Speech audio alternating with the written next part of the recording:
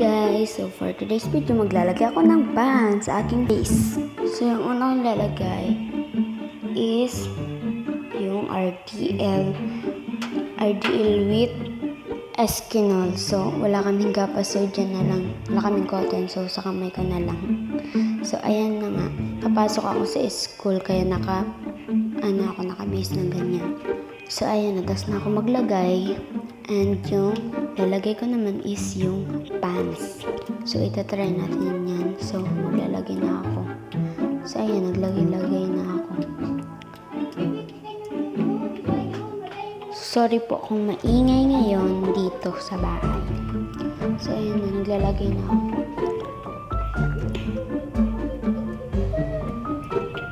Tayin nyo na lang guys, kasi ang tagal-tagal ko mag-ano. So ayan na, mix ko na yan. Para siyang foundation guys, pero pwede na yan sa bata. Meron yung good kintab, bright. So ayan, tinignan ko na yung mukha ko, so inalis ko na yung magsusuklay muna ako. Grabing book naman yan.